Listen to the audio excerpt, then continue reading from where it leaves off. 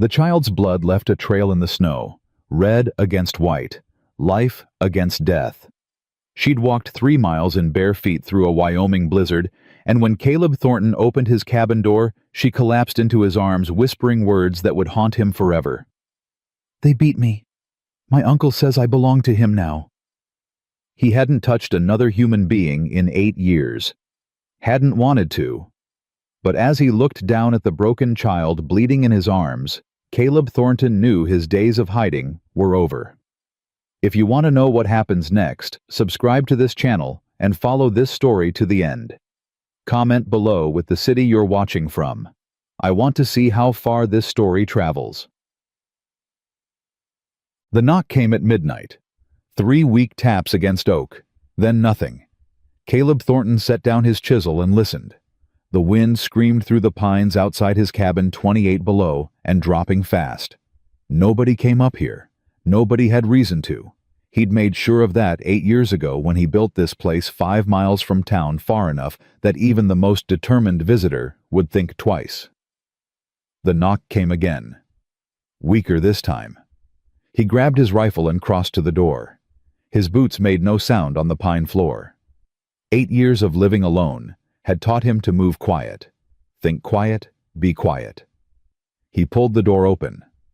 The child fell across his threshold like a rag doll dropped from heaven's hand. Caleb caught her before she hit the floor.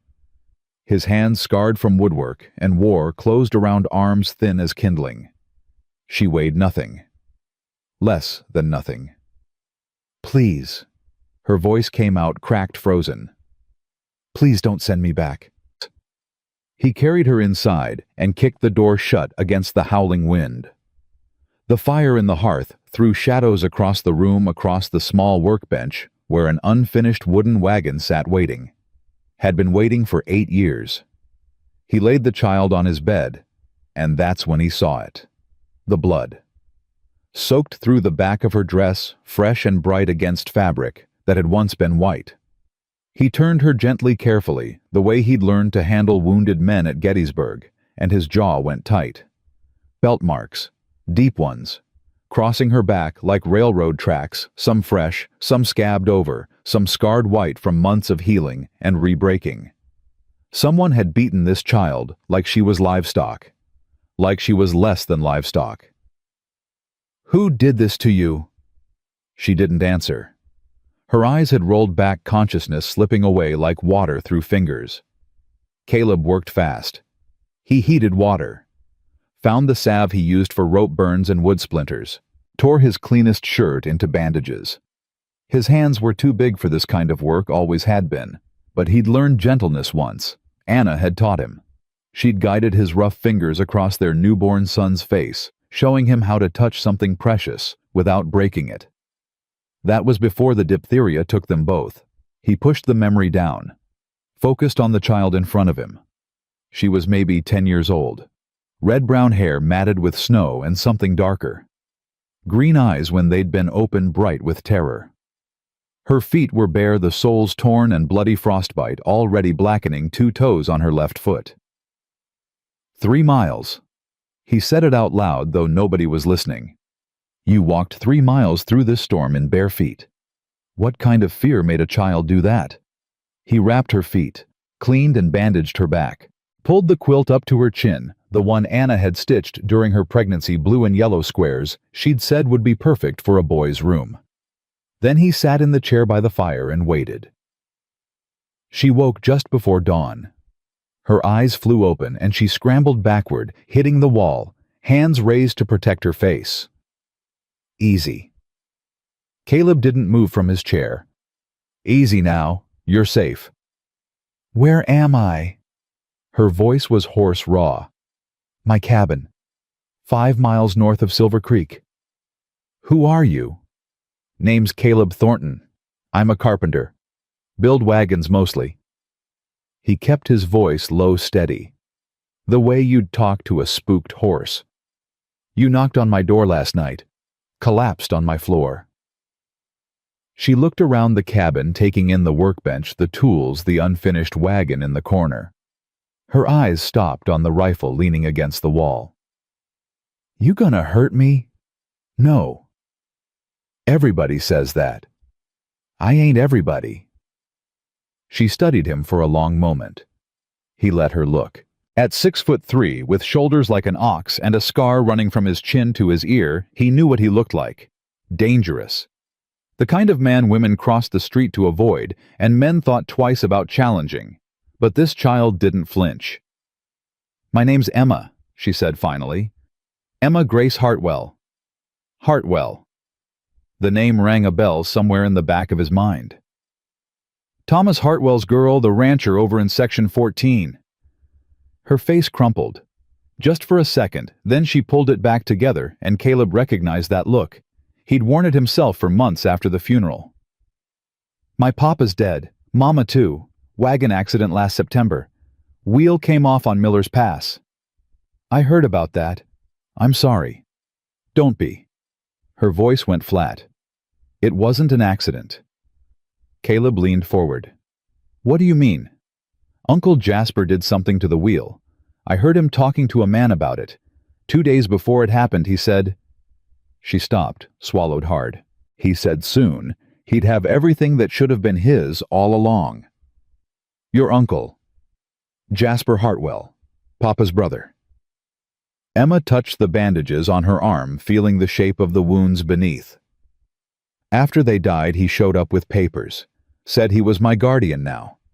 Said the ranch was his to manage until I came of age. But he doesn't want to manage it. He wants me gone." "Gone how?" "Dead." She said it simple matter-of-fact, the way no child should ever say that word.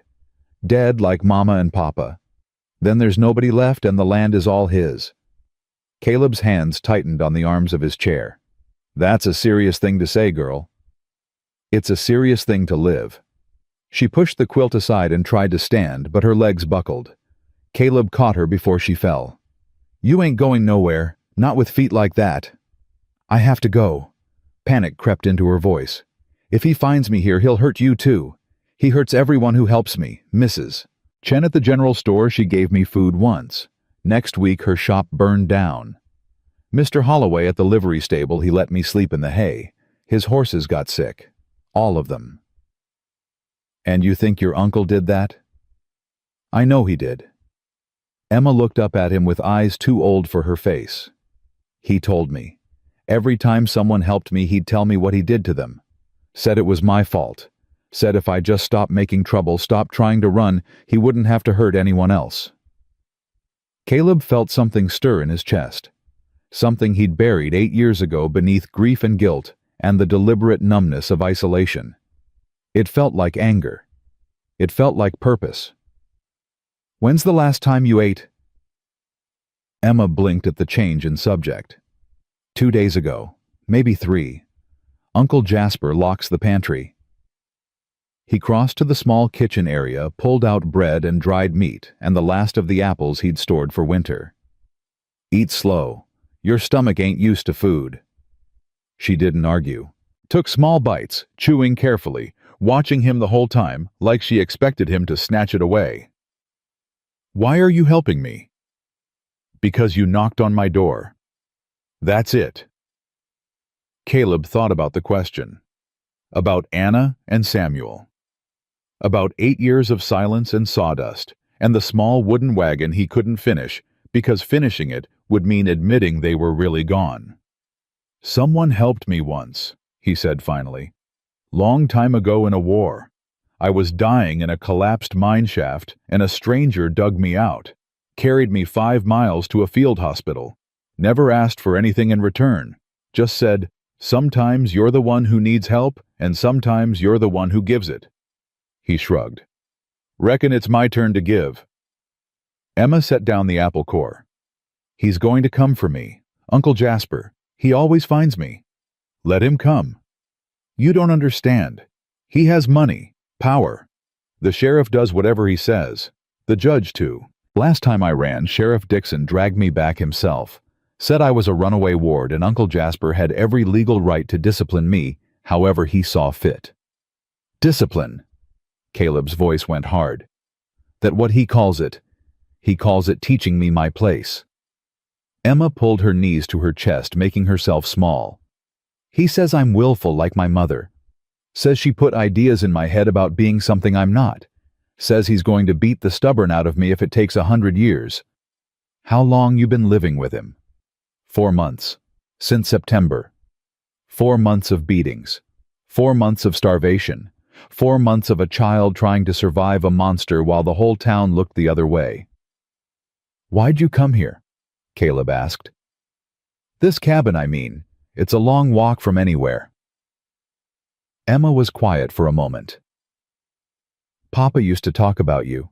Said you saved his life once in a mine collapse.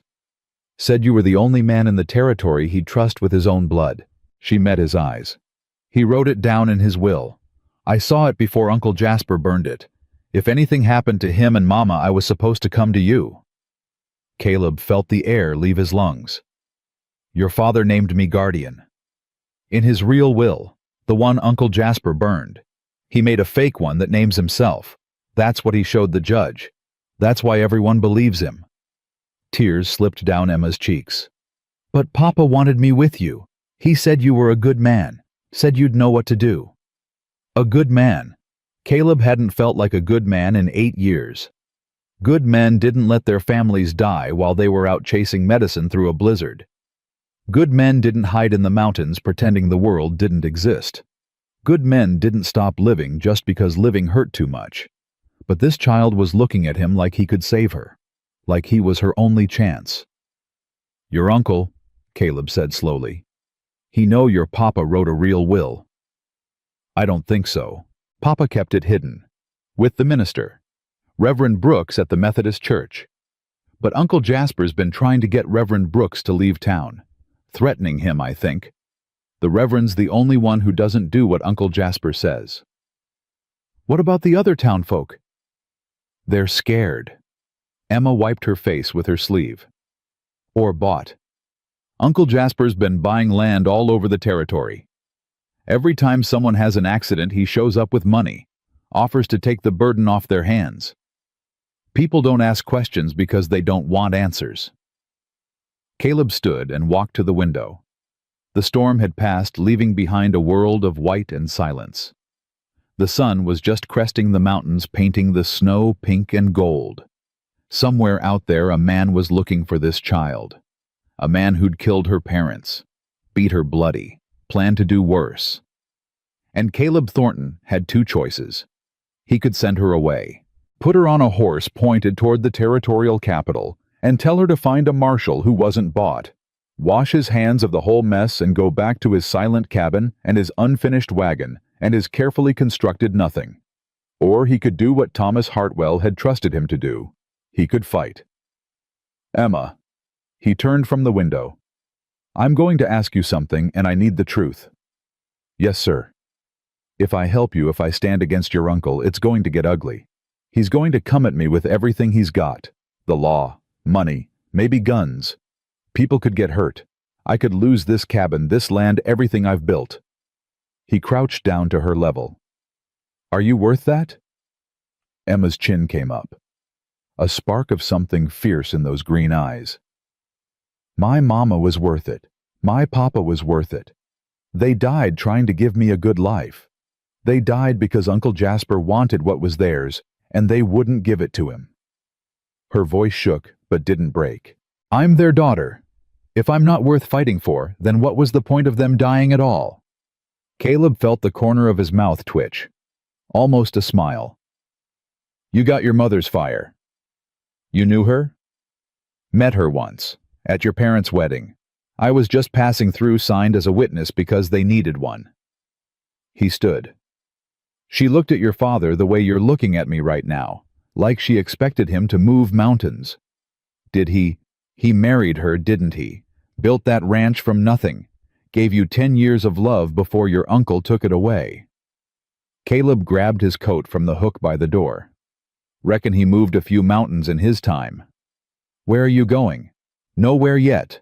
But when that storm cleared, it opened the roads. Your uncle will be coming soon as he figures out where you went. We need to be ready. Ready how? Caleb checked the rifle. Loaded. Safety on. He set it by the door within easy reach. First, we're going to town. Talk to Reverend Brooks. Find that will. He looked at Emma. Then we're going to show your uncle what happens when he picks a fight with the wrong man. The sound of hoofbeats stopped him cold, distant but getting closer. 2 horses, maybe 3, pushing hard through the fresh snow. Emma's face went white. He found me. Get in the cellar. Caleb pointed to the trapdoor in the floor. Don't come out till I say. But, now Emma! She scrambled across the room, yanked the trapdoor open, and disappeared into the dark below. Caleb slid the rug over the door and grabbed his rifle. He stepped onto the porch just as the riders came into view. 3 of them. Sheriff Walter Dixon in front star catching the morning light. Behind him, a thin man in a black coat with a silver ring glinting on his finger. And a third man Caleb didn't recognize, thick-necked and mean-looking, with the stance of hired muscle.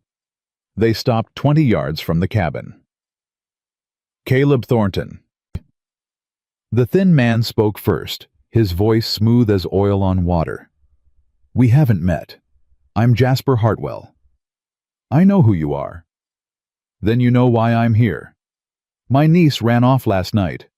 Poor child's been troubled since her parents died. Creates stories, runs away, makes accusations. He spread his hands in a gesture of helplessness. I'm just trying to give her a good home. That's so. It is. And Sheriff Dixon here can confirm that I have legal guardianship, signed by Judge Wade himself. Jasper smiled, but his eyes stayed cold. So if you've seen her, I'd appreciate you telling me. I'm worried sick. She's not here. You're certain? Jasper's eyes moved to the cabin behind Caleb. You wouldn't mind if we checked, just to set my mind at ease. I would mind. Sheriff Dixon shifted in his saddle. Now, Caleb, let's not make this difficult. Mr. Hartwell has legal papers. If the girl's not here, we'll look around and leave. Simple as that. She's not here, Caleb repeated. And you're not coming in. The third man's hand moved toward his holster. Caleb's rifle came up smooth and fast, leveled at the man's chest before he could blink. I wouldn't. The man froze. Jasper's smile thinned. Mr. Thornton, I understand you've been living alone up here for quite some time. Perhaps you've forgotten how things work in civilization. When a legal guardian comes looking for his ward aided by the law, it's customary to cooperate. I've forgotten a lot of things. Manners mostly. Social graces. Caleb didn't lower the rifle. But I remember what a beating looks like. Remember what a scared child sounds like. And I remember that the law and justice ain't always the same thing. Are you accusing me of something? Not yet, just making an observation. Jasper stared at him for a long moment. Something ugly flickered behind his eyes, then disappeared behind the smooth mask. Sheriff, I believe Mr. Thornton is obstructing your duties. Dixon looked uncomfortable. Caleb, I'm going to need you to put the rifle down. We're just here to talk. We've talked. I said she's not here. You can take my word, or you can test it. Caleb's finger rested easy on the trigger. Your choice. The wind picked up swirling snow between them. Nobody moved. Finally, Jasper pulled on his reins, turning his horse. Very well, Mr. Thornton. We'll leave. For now. He looked back over his shoulder. But I should mention I have connections in this territory. Land commissioners, railroad men, territorial judges. If I were to suggest that you're harboring a runaway ward interfering with legal custody, well, things could become uncomfortable for you. I've been uncomfortable before. Not like this. Jasper's smile returned colder than the air. I own half the mortgages in Silver Creek. I have friends in Helena and Washington. I can make a man's life very difficult, or I can make it very easy. It all depends on cooperation. Caleb said nothing. 10 days, Jasper continued. That's how long Sheriff Dixon is legally required to wait before executing a recovery order for my niece. If she turns up in that time returned to my custody safe and sound, we can forget this whole unpleasant business ever happened. If not, He shrugged elegantly. Well, I'm sure you can imagine. He turned and rode away. The hired man followed, throwing a dark look back at Caleb. Sheriff Dixon lingered a moment longer. Caleb. His voice was low, meant for just the two of them. I've known you 20 years. You're a good man. But this isn't a fight you can win. Hartwell's got money, power, legal standing. You've got a cabin and a rifle. I've got something else too. What's that? Caleb thought of the child hiding in his cellar, of the will that might still exist, of the promise he'd never made to a dead man but was going to keep anyway. I've got a reason to fight.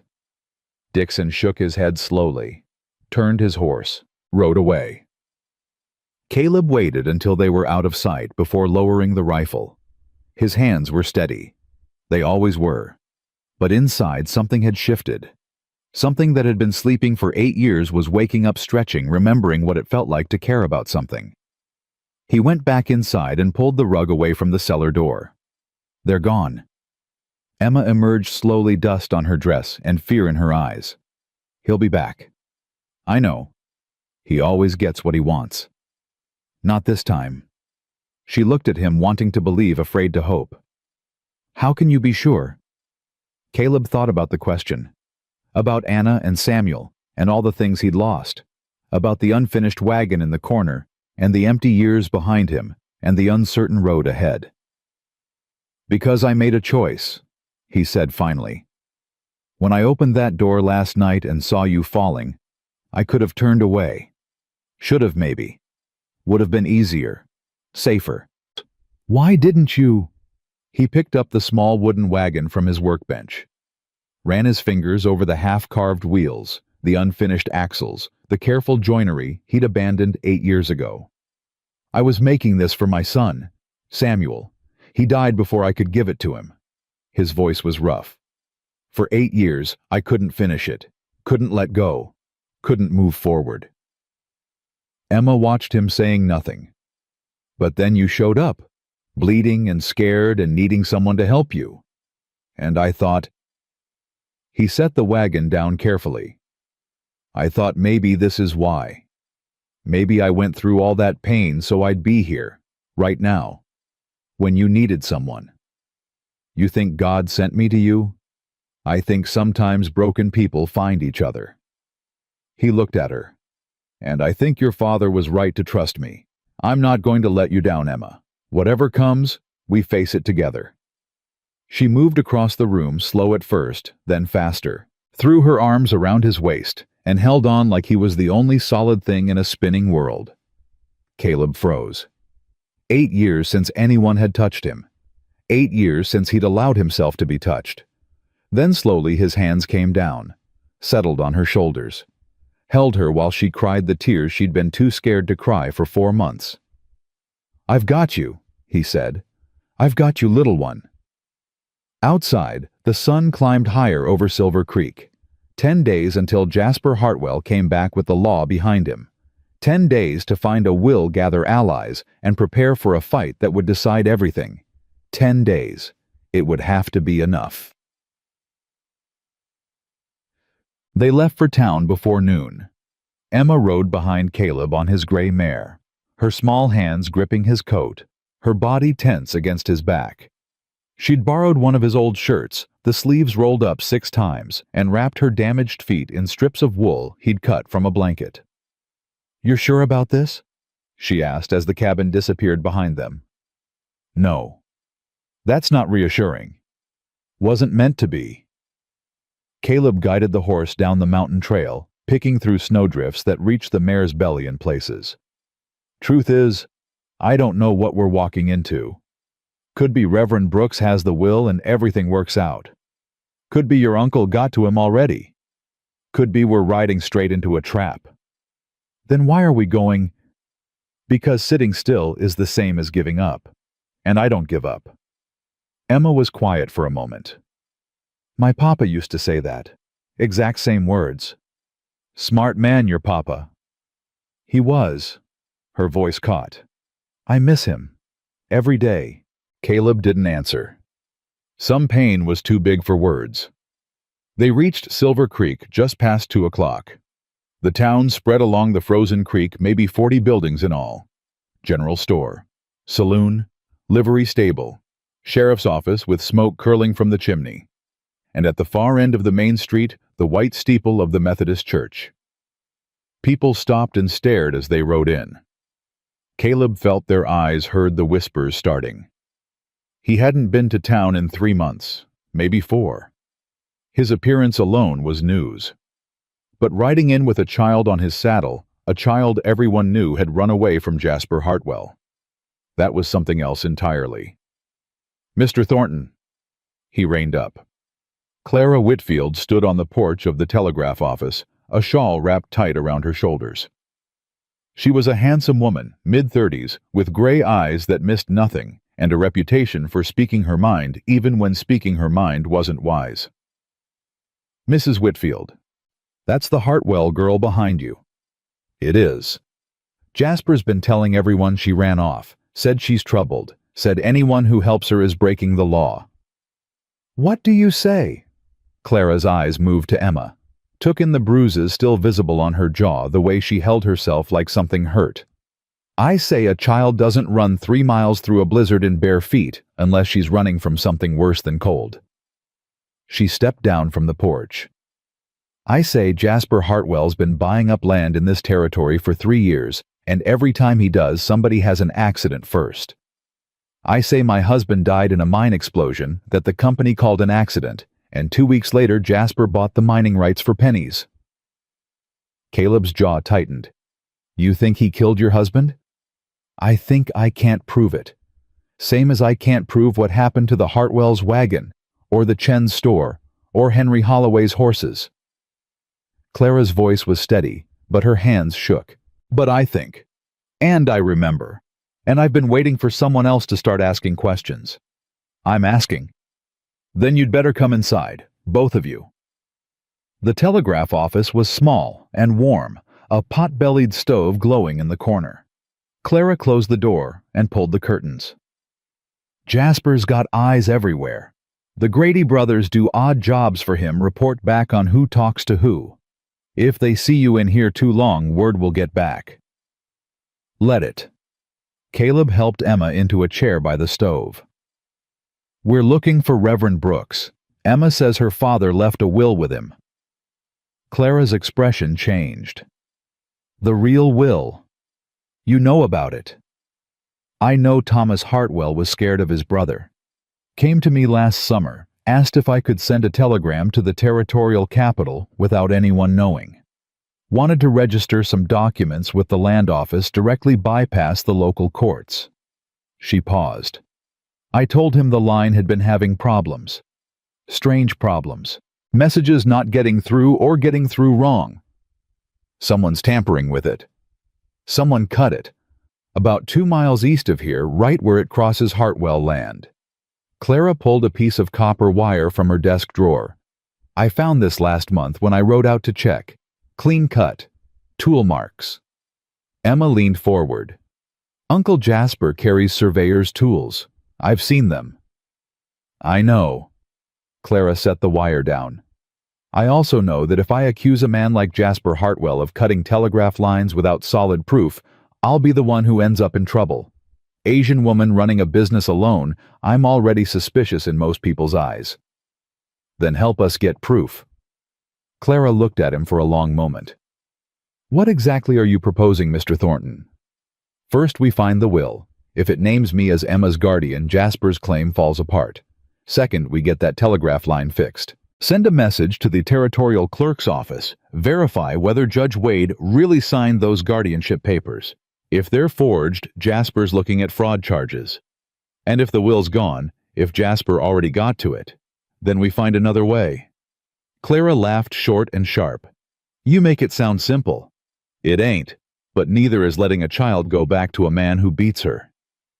Emma spoke up, then her voice small but steady. "Mrs. Whitfield, do you have children?" Clara's face softened. "I did. A daughter. She died with my husband in the explosion. She was 8. I'm sorry." So am I. Clara crouched down to Emma's level.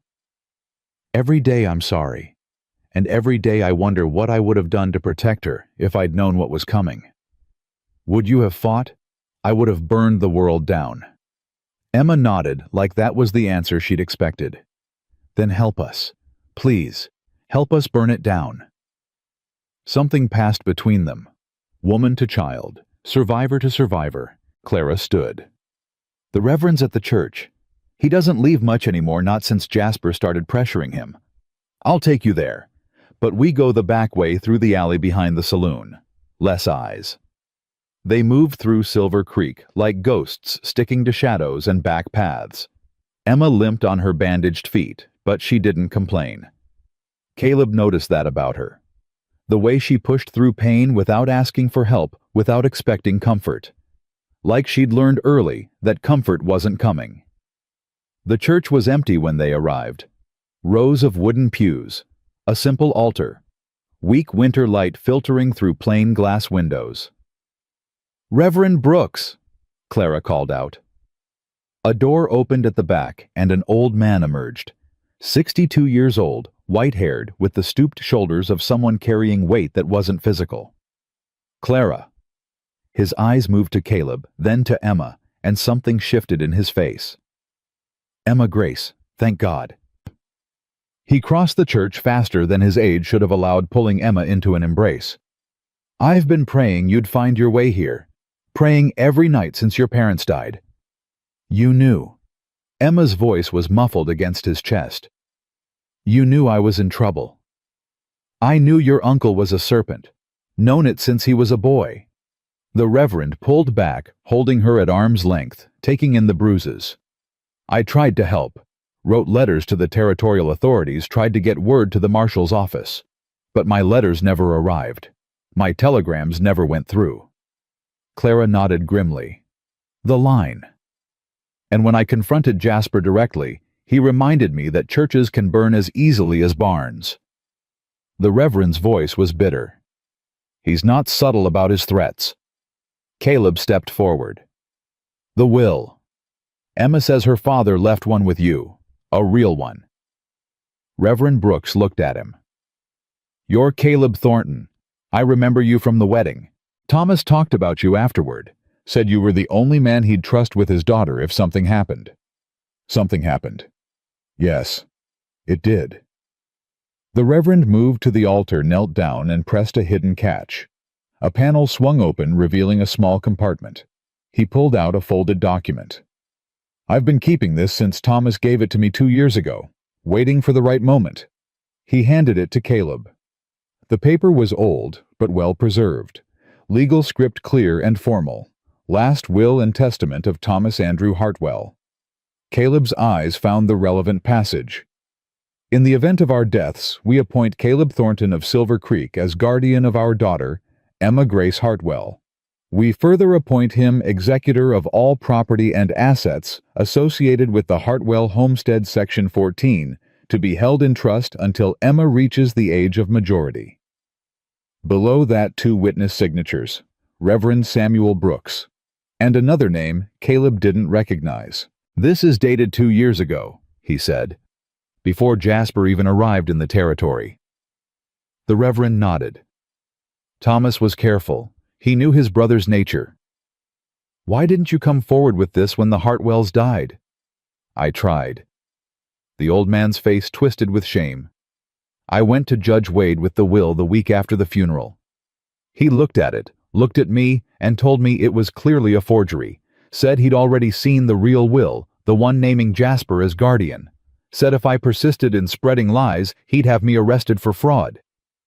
"So you backed down." "I'm 62 years old, Mr. Thornton. I have no family, no money, no power.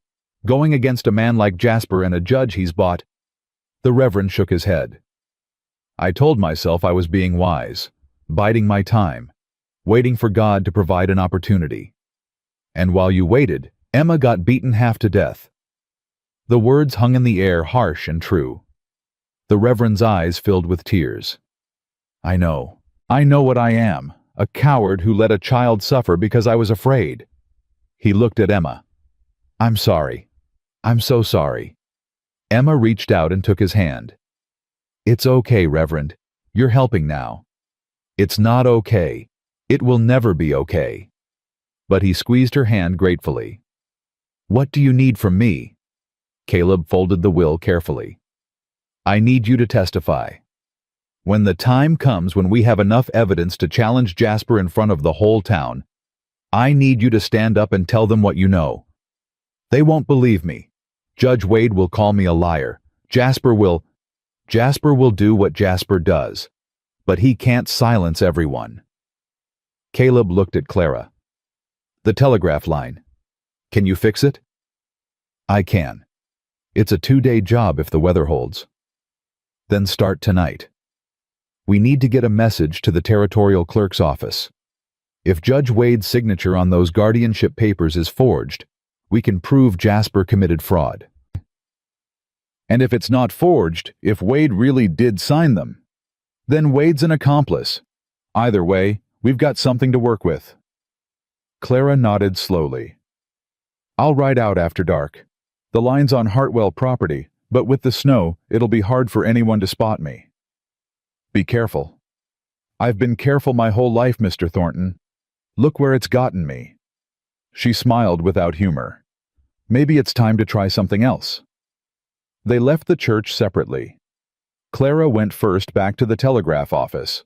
Reverend Brooks retreated to his quarters with the promise that he'd be ready when called upon. Caleb and Emma slipped out the back, moving through the alleys toward where they'd left the horse. They were almost there when a voice stopped them. Mr. Thornton. Sheriff Walter Dixon stepped out of a doorway, hands raised to show he wasn't reaching for his gun. Sheriff? I'm not here to arrest you, not yet. Dixon looked around nervously. I'm here to talk. So talk. Not here. Too many eyes. He gestured toward the livery stable. Henry Holloway's gone for the day. We can use his office. Caleb hesitated. Every instinct said it was a trap. But something in Dixon's face, a weariness that went deeper than exhaustion, made him reconsider. Emma stays with me. Fine. Just come on. Please. The livery stable smelled of hay and horses and old leather. Dixon led them to a small office in the back, shut the door, and turned to face them. I've been sheriff of Silver Creek for 15 years. In that time, I've done things I'm not proud of. Looked the other way when I shouldn't have. Followed orders when I should have asked questions. Is this a confession? It's an explanation. Dixon sat heavily on a barrel. When Jasper Hartwell came to this territory, he came with money and connections. Bought up mortgages, made loans, got friendly with Judge Wade. Within a year, half the town owed him something. Within 2 years, he owned the judge outright. And you? Dixon's jaw worked.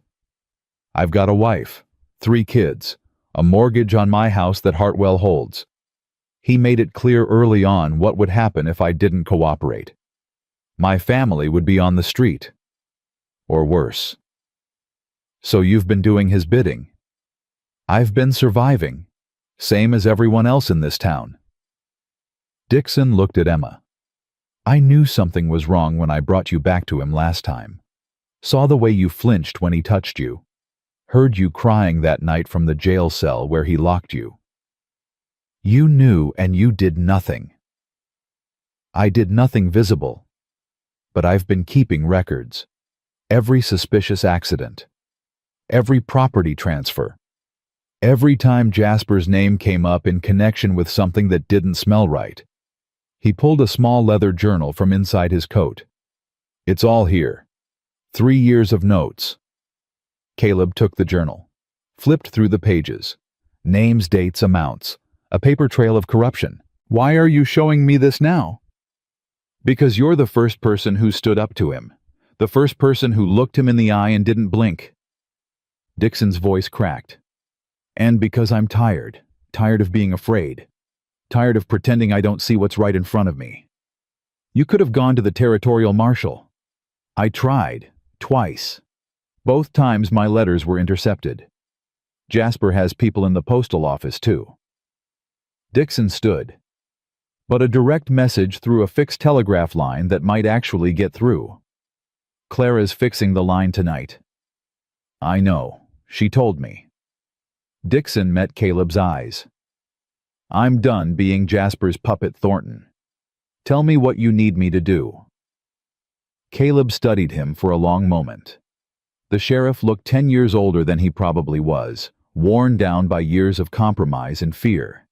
But there was something in his eyes now, a spark of the man he might have been before Jasper Hartwell came to town. When the time comes, I'm going to need you to arrest him. On what charges? Fraud for starters, murder if we can prove it. Caleb held up the journal. This is a start.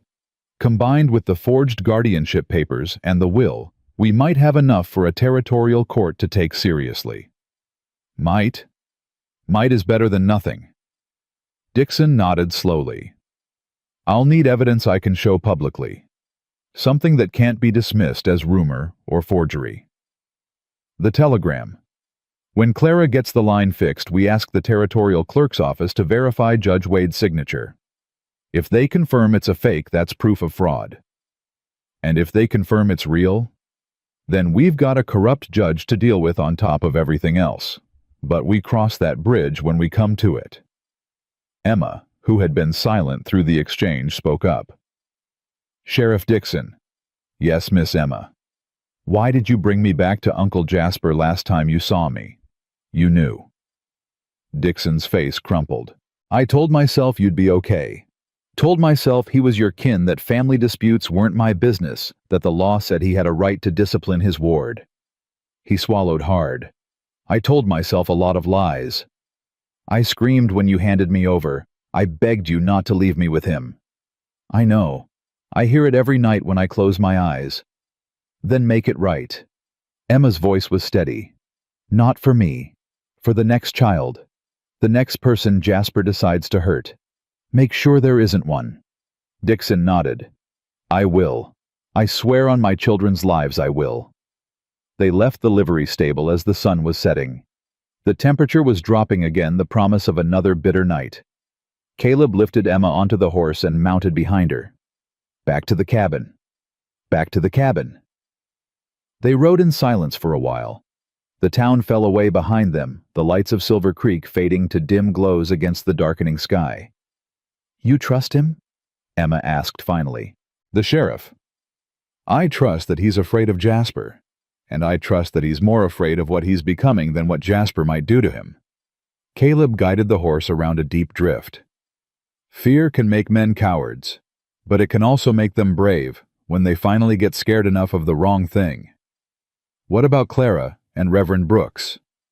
Clara's got her own reasons to want Jasper brought down. Her husband, her daughter. That kind of grief doesn't go away, just finds different shapes. Right now, it's shaped like a telegraph line that needs fixing. And the Reverend, he's got guilt, almost as powerful as grief. Emma was quiet for a moment. What about you? What do you have? Caleb thought about the question.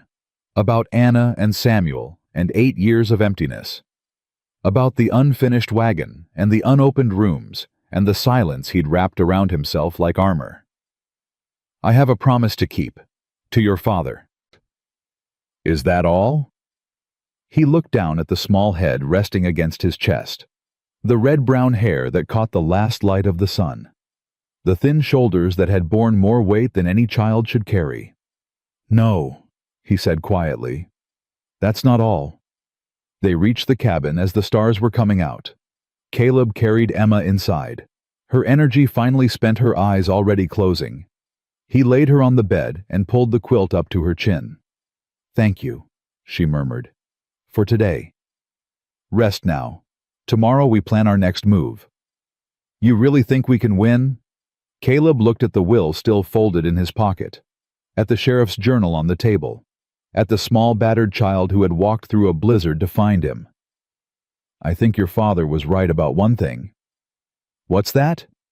He said I'd know what to do. Caleb moved to the door, checked the lock, checked the window. Turns out I do. Emma smiled sleepily. What is it? Fight. Whatever it takes, however long it takes. We fight." He sat in the chair by the fire rifle across his knees and watched the flames dance. Somewhere out there, Clara Whitfield was riding through the snow toward a severed telegraph line. Sheriff Dixon was staring at his reflection and wondering if he'd have the courage to follow through. Reverend Brooks was praying for forgiveness he didn't deserve, and Jasper Hartwell was counting down the days until he could legally take back his property. 9 days left. The fire crackled. Emma's breathing slowed into sleep, and Caleb Thornton sat in the darkness, planning a war. Around midnight, a knock came at the door. Caleb was on his feet instantly, rifle up, moving silent across the floor. Emma stirred but didn't wake. "Who's there?" "It's Martha Dixon, the sheriff's wife." A woman's voice thin with cold. "Please, Mr. Thornton, I need to help." He cracked the door. Martha Dixon stood in the snow wrapped in a heavy coat, her breath pluming white. Behind her, the darkness was empty. "My husband told me what happened today. Told me what you're planning." She stepped inside quickly, and Caleb shut the door against the cold. "I want in. Does your husband know you're here?" "He knows. He's watching the road, making sure I wasn't followed."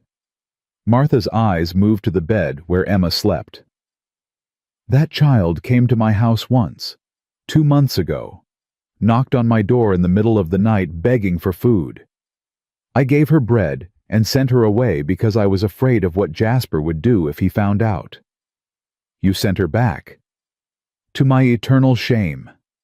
Martha's voice cracked.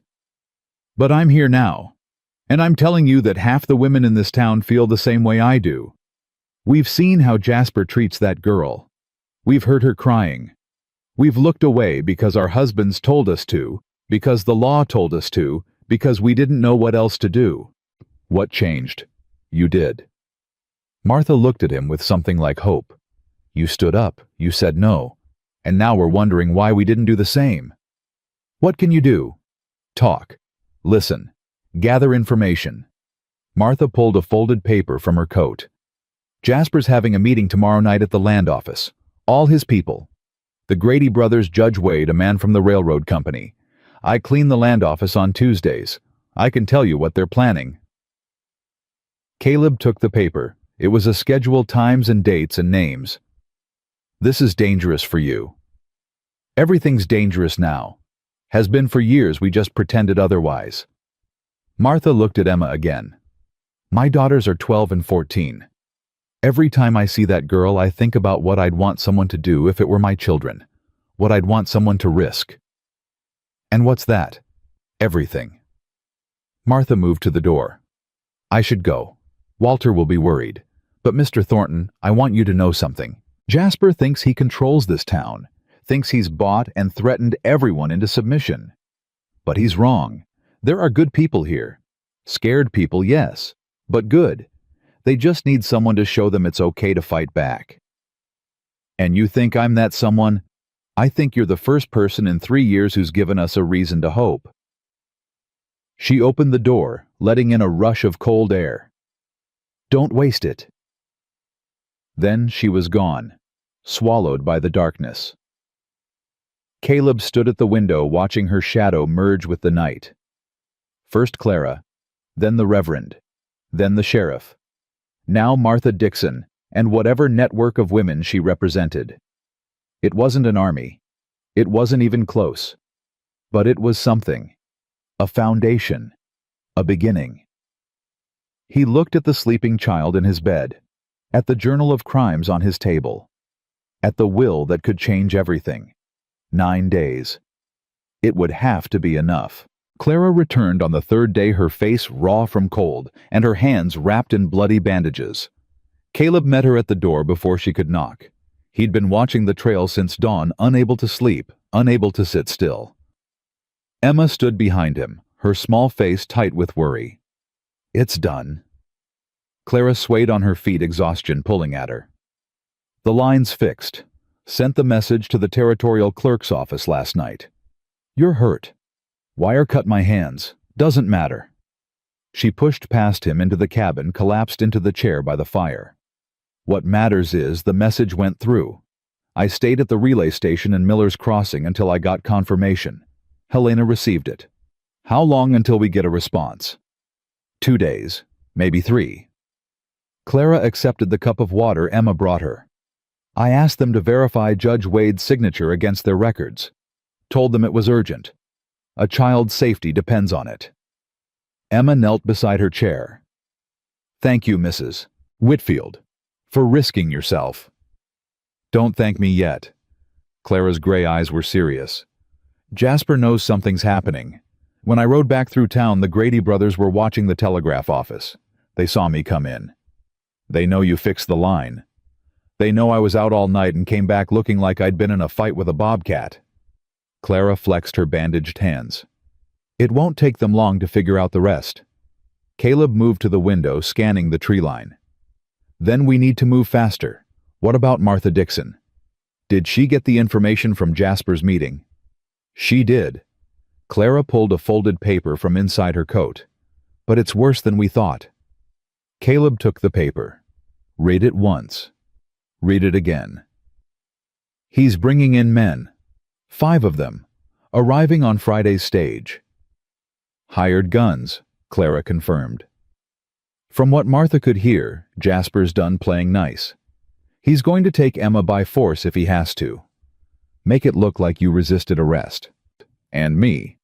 Dead. That's the plan. Kill you, take Emma, claim you drew on the sheriff and had to be put down. Clara's voice was flat, matter-of-fact. By the time anyone asks questions, you'll be buried, and Emma will be back under his roof. Emma's hand found Caleb's. She was trembling, but her voice was steady. He won't stop. No matter what we do, he won't stop. Then we stop him first. Clara looked up. How? We've got a will that a corrupt judge already called a forgery. We've got a sheriff who might or might not hold his nerve when the moment comes. We've got a telegram that may or may not prove fraud. And now we've got 5 hired killers coming to town in 4 days. We've got more than that. Caleb folded the paper carefully. We've got the truth, and we've got people who are tired of being afraid. Truth doesn't stop bullets, Thornton. No, but it can stop a town from looking the other way while a man gets murdered. He crossed to the table where he'd spread out the sheriff's journal, the will, and the notes Martha had gathered. 3 years of Jasper Hartwell's crimes laid out in ink and paper. We're not going to wait for Jasper to come to us. We're going to call a town meeting. Public. Open. Everyone who's been hurt by him, everyone who's looked away, everyone who knows the truth, but hasn't had the courage to speak it. Jasper will never allow that. Jasper doesn't get to decide. Caleb looked at Clara. Can you get word to the women Martha mentioned? The ones who want to help. I can. Tell them to spread the word. Tomorrow night at the church. Reverend Brooks presiding. Everyone who has a grievance against Jasper Hartwell is invited to speak. Clara was shaking her head. He'll shut it down. Send the sheriff claim it's an illegal gathering. The sheriff will be there. On our side. You're betting a lot on Walter Dixon's courage. I'm betting on his guilt. Caleb's voice was hard. He's been carrying it for years. Watching a child get beaten. Watching families lose everything. Knowing he could have stopped it and didn't. That kind of guilt eats a man alive. Right now, he'd rather die standing up than live another day on his knees. Emma spoke quietly. What about Judge Wade? He's Jasper's man. Judge Wade is a coward who signed papers for money. When he sees the whole town turning against his meal ticket, he'll fold. Caleb knelt beside her. But I need you to do something, Emma. Something hard. What? I need you to stand up in front of everyone and tell them what your uncle did to you. Show them the scars. Let them see what Jasper Hartwell really is. Emma's face went pale.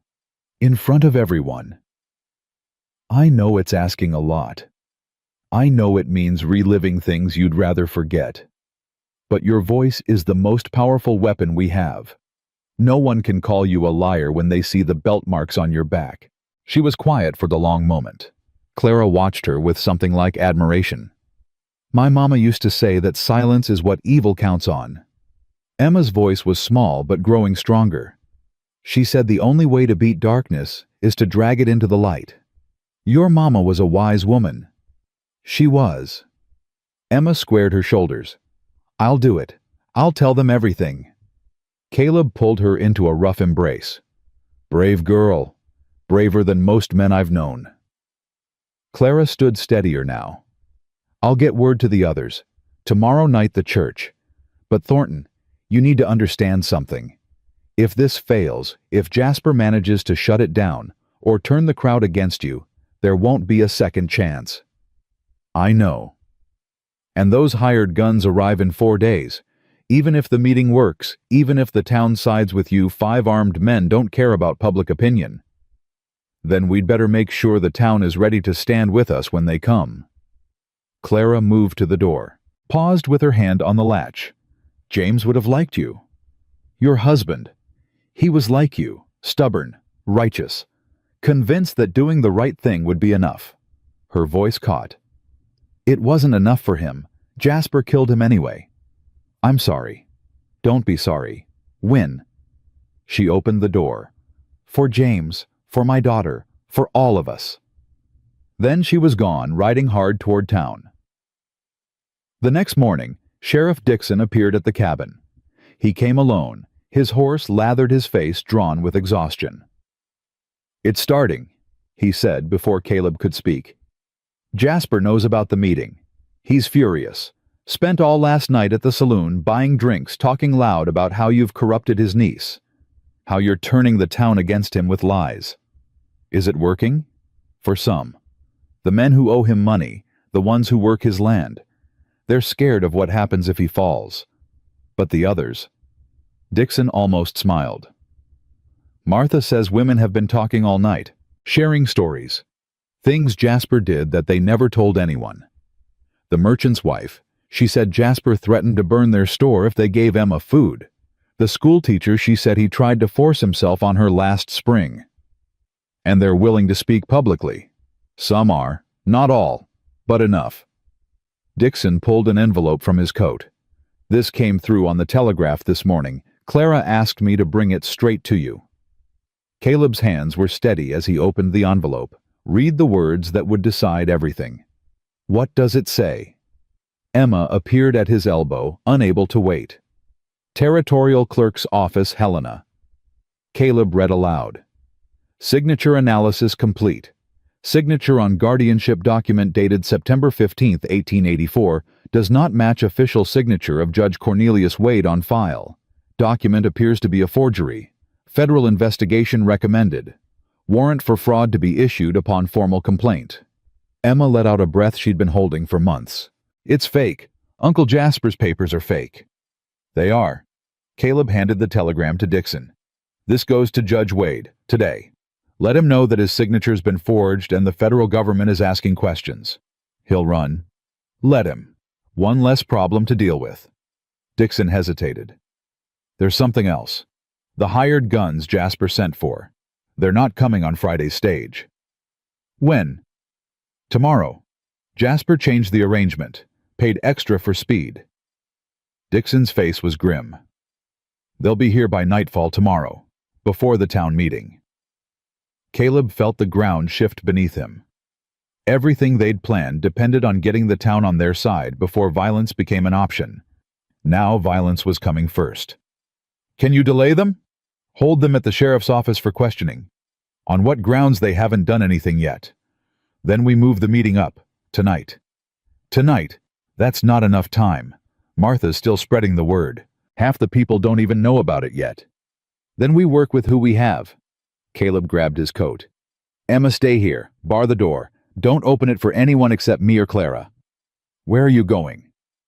To town, to make sure there's still a town left to fight for when this is over. He rode hard, pushing the gray mare faster than was safe on the icy trails. Silver Creek appeared through the pines just as the sun reached its peak, the white steeple of the church rising above the other buildings like a beacon. He went to the church first. Reverend Brooks was waiting. The old man looked like he hadn't slept. His eyes red-rimmed, his hands shaking as he clasped Caleb's. "I heard about the meeting, tonight instead of tomorrow." Word travels fast. Fear travels faster. The Reverend led him inside. "Jasper's been making threats. Anyone who attends the meeting will lose their mortgage, their credit, their livelihood. He's got men watching the roads taking names.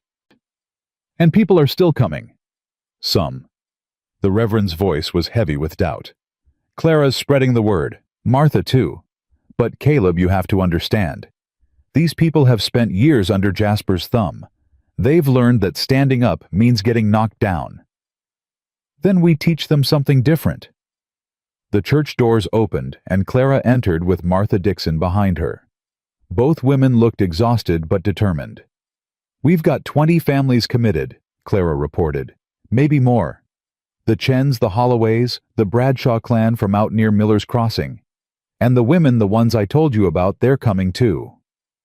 20 families against Jasper Hartwell. 20 families and the truth." Martha stepped forward. "I told Walter what's happening. He's ready. When Jasper tries to shut down the meeting, Walter will stand with you. And if Jasper brings his own men, he will." Clara's voice was flat. "The Grady brothers for sure. Maybe some of the ranch hands who owe him. Could be 10, 12 men willing to fight for him. Then we need more. We have what we have." Caleb looked around the church, at the simple pews, the plain altar, the weak light filtering through windows. This was where they would make their stand. This was where the truth would either set them free or get them killed. "Tonight," he said. 7 o'clock. Everyone who's willing to speak against Jasper gets their chance. And when it's over, when the whole town knows what he's done, we present the evidence. The will, the telegram, the sheriff's journal, everything. And if it's not enough, then we fight, whatever it takes." The afternoon passed in a blur of preparation. Clara and Martha organized the women. Reverend Brooks prepared the church. Sheriff Dixon positioned himself at the edge of town, watching for Jasper's response. Caleb rode back to the cabin to get Emma. She was waiting on the porch when he arrived, the rifle clutched in her small hands. "I heard horses, earlier. 2 men riding past. The Grady brothers. Jasper's got them watching the trails." Caleb dismounted. "Are you ready?" "No." Emma set down the rifle. "But I'm going anyway." He helped her onto the horse, and they rode toward town together, the setting sun painting the snow in shades of orange and red. The temperature was dropping again, the promise of another bitter night. "Are you scared?" Emma asked. "Yes." "Really?" "Only a fool isn't scared before a fight." Caleb guided the horse around a frozen drift. "Courage isn't about not being afraid. It's about being afraid and doing what needs doing anyway." "My papa said something like that once." "Your papa was a smart man." "He was scared of Uncle Jasper. I could tell even though he tried to hide it." Emma's voice went soft. "Do you think he knew what was going to happen with the wagon?" "I think he knew his brother was dangerous. That's why he wrote that will. That's why he left it with the Reverend instead of filing it with the court. So he was preparing. In case." "In case." Caleb reached back and squeezed her shoulder. "He was protecting you the only way he knew how. And now we're going to finish what he started." The church was already filling when they arrived. 20 families, Clara had said. It looked like more. Farmers and merchants and miners, their wives and children packed into the pews with faces that ranged from hopeful to terrified. Reverend Brooks stood at the altar, his hands folded, his expression grave. Clara met Caleb at the door. "Jasper knows. He's gathering his men at the land office. The Grady brothers, 6 ranch hands, Judge Wade." She paused. "He's coming here, to shut us down." "Let him come." "Caleb, this is what we wanted, Clara. This is what we planned for. Let him come and let the whole town see what he really is." Sheriff Dixon appeared at his elbow. "They're moving, maybe 15 minutes out. Is everyone here?" "Everyone who's coming." Caleb walked to the front of the church, Emma beside him. The crowd fell silent as he turned to face them. Thank you for coming. I know what it cost you. I know the threats Jasper Hartwell made. I know you're scared." A murmur ran through the crowd. "I'm scared too, but I'm more scared of what happens if we don't stand up. If we let a man like Jasper Hartwell go on hurting people, killing people, taking everything we've worked for." "Easy for you to say," a voice called from the back. "You've got nothing to lose." "I've got everything to lose." Caleb's voice was quiet, but it carried. 8 years ago, I lost my wife and son. I've spent every day since then hiding from that pain, hiding from life, hiding from anything that might make me feel something. He looked at Emma. And then this child knocked on my door, bleeding, beaten, running from a monster. And I had a choice. I could turn away, keep hiding, keep pretending the world wasn't my problem, or I could open the door. The church was silent. I opened the door, and I'm asking you to do the same. Open your doors. Open your hearts. Stand with us against a man who's been terrorizing this territory for 3 years. What can we do? Martha stood up. He's got money, power, the law on his side. He's got a forged document and a corrupt judge who's about to face federal charges. Caleb held up the telegram. This came from Helena this morning. Jasper's guardianship papers are fraudulent. Judge Wade's signature was forged, and there's a warrant waiting to be issued. The murmur became a roar. But that's just paper. Caleb raised his voice. What really matters is what's in this room, right now. How many of you have been hurt by Jasper Hartwell? How many have lost family property? Peace of mind. Hands went up. 1 dozen, 2 dozen, more. Every one of those hands is a story. A crime that went unpunished because we were too afraid to speak. Well, tonight we speak. Tonight we drag his darkness into the light. The church doors burst open. Jasper Hartwell strode in, flanked by the Grady brothers and 6 armed men. Judge Wade followed behind his face, pale with fear. "This gathering is illegal." Jasper's voice cut through the silence. "An unauthorized assembly intended to undermine legal authority. Sheriff Dixon, arrest these people." Dixon stepped forward, but not toward Caleb, toward Jasper. "Jasper Hartwell." Dixon's voice shook but held. "You're under arrest for fraud, forgery, and suspicion of murder in the deaths of Thomas and Catherine Hartwell." Jasper's face went rigid. "Have you lost your mind?" "No, I've found it." Dixon pulled a paper from his coat. "This telegram from the territorial clerk's office confirms that Judge Wade's signature on your guardianship documents is a forgery.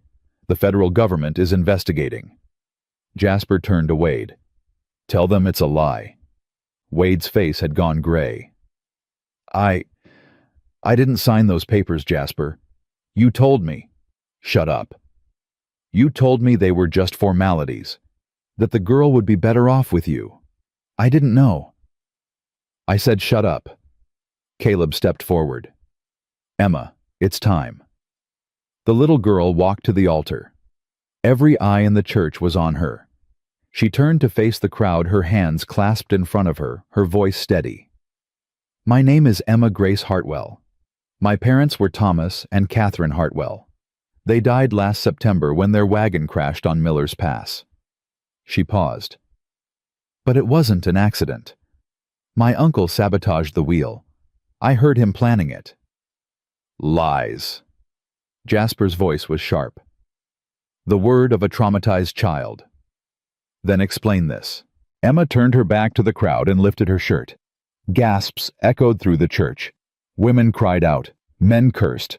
The belt marks were visible even from the back pews, deep welts crossing her skin like railroad tracks, some fresh, some scarred white from months of abuse. "Your uncle did this?" Reverend Brooks asked, his voice thick with emotion. "Every time I ran, every time I told someone what really happened to my parents, every time I refused to pretend he wasn't a monster."